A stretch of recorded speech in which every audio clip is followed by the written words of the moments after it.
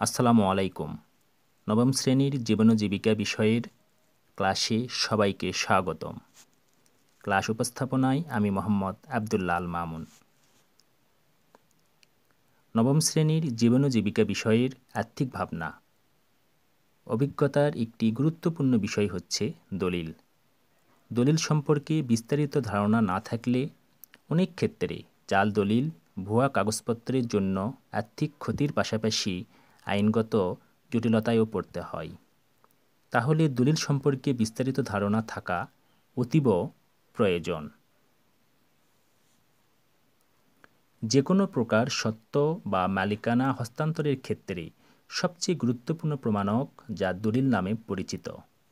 এই দলিলের মাধ্যমে কোনো একটি জমি বা ফ্ল্যাটের উপর কোনো ব্যক্তি বা ব্যক্তিবর্গের মালিকানা নিশ্চিত হয়। একটি দলিলে ধারাবাহিকভাবে ক্রয় মালিকানার তথ্যাদি, বিক্রেতা ও ক্রেতা বা বর্তমান মালিকের নাম, ঠিকানা, ছবি, স্বাক্ষর, আঙ্গুলের ছাপ, এনআইডি নম্বর, জমির অবস্থান হিসাবে জেলা, উপজেলা, মৌজা, জেল নম্বর, সাবেক ও বর্তমান খতিয়ান নম্বর, সাবেক ও বর্তমান দাগ নম্বরসমূহ, জমির শ্রেণী, পরিমাণ, সাব রেজিস্ট্রি অফিসের নাম, সাব রেজিস্ট্রারের স্বাক্ষর ও তারিখ, জমির দলিল নম্বর ইত্যাদি তথ্যাদি সুস্পষ্টভাবে উল্লেখ থাকে।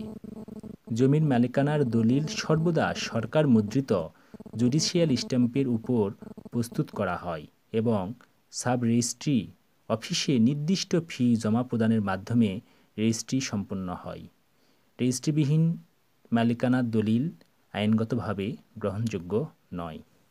তাই দলিল একটি গুরুত্বপূর্ণ বিষয়। সবাইকে ধন্যবাদ।